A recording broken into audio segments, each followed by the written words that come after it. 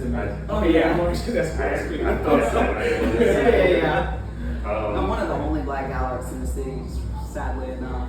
Yeah, there's only a handful of us. How long has this particular gallery been open? So we made 2 years in this space in April, and I was the longtime director of another gallery on Julia Street, but it was a COVID casualty. It wasn't mine, I was just there as the director for a long time. What made White Men Night expand beyond the galleries of Julia Street this year? I know we on Joseph Street. Yeah, so that's me. Tell us about that. You know, selfishly, my gallery is here, but also it's such a crowded event, and it just makes sense, you know, to expand. And there had been talk about maybe going further down Julia Street, but there aren't any galleries there. And I'm like, we're already kind of the bridge between Julia Street and the museums, and our friends at the CAC are having an after party, so it just makes sense to have another location here that kind of feeds into that.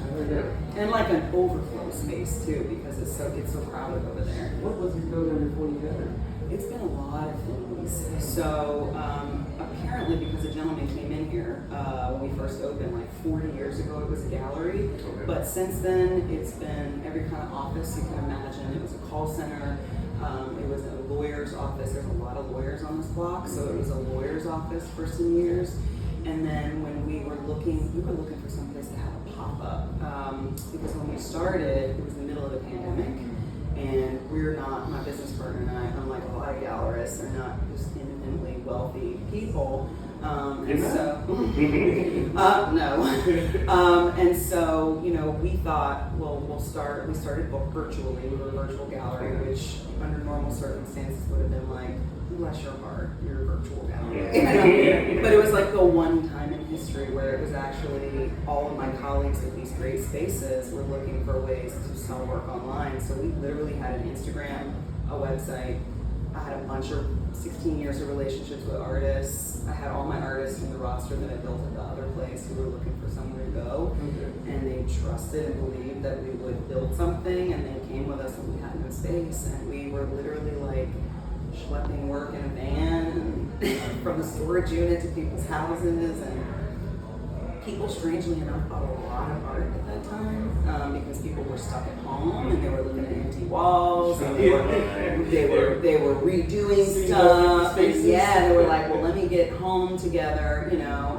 And so we actually did really, really well. And I think also the pandemic gave people a renewed appreciation for what creatives do.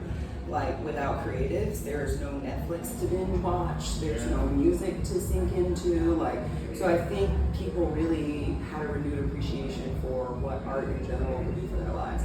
So we did really well enough to start looking for a place to do a pop-up, and we found this place, and they didn't think they had a gallery, they just thought they had a kind of ugly office. There was all these like weird walls, there was industrial carpet, so we just came in and flipped it, and we've been here ever since. Yeah. I know, it's really interesting. Kind of hearing you speak, I can see why people are really excited about you being in this role. So what are you hoping to accomplish as your tenure, you know, as the president of the organization? I mean, for me, if people have attended this event before, I mean, they might not know exactly who's been putting it on, who's been planning it, who's been orchestrating it. And I can say to y'all that we know that if we don't hire each other for these things, these opportunities might not happen. So it's really important for me. White Linen Night is the blackest production it has ever been this year. Our event planners are both black. Almost all of our vendors are black. All but one of our performers are black. It is a black-led production from top to bottom, and that was my number one goal. Okay.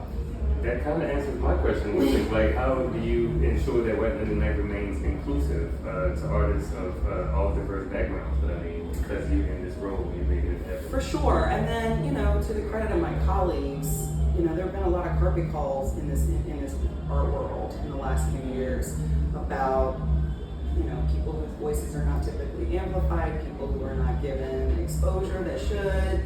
And then there's also like, black art is hot, right? And so even if it's not actually motivated by a genuine desire to show black artists, it is extremely profitable to show. People really are starting to appreciate in a way that they always should have, Black art, and starting to be able to command the prices that they should for their work. And we have a lot of galleries in the area that have a pretty diverse offering, and I think make it part of their mission to have that as well. Yeah, that's what kind of goes to my next question. Like, why is White Linen Night so important to the economic and cultural impact of the city? Like, folks look forward to it. Like, we're out here, traffic is backed up right now. Listen, it's hard to even quantify, right? Because, just quickly running to the main stage and back, and I'm like looking any hotel, any bar, any restaurant in the city, in downtown tonight will be packed. You won't be able to get a drink, you won't be able to get a seat at a table. Like, it can't even really be quantified, the economic impact. We're gonna get 20,000 people in a 5-block radius in a 5-hour period, and they gotta go somewhere. So yeah, I mean, it's reaching. for sure. And our organization founded this event in 1992 as a way to get people down to the Arts District at a time when it is like super hot. We don't have a lot of tourists coming to the city. We don't get a lot of foot traffic, And so it was really envisioned as a way to get people down here and also to let people know about the Arts District. And it just kind of like took off and it's grown exponentially. Yeah, we've expanded to other streets inside Julia Street, so clearly it's grown in popularity. For sure. Last question. I know you probably can't be biased, but let's say one of these guests only had time to visit maybe 3 or 4 other galleries.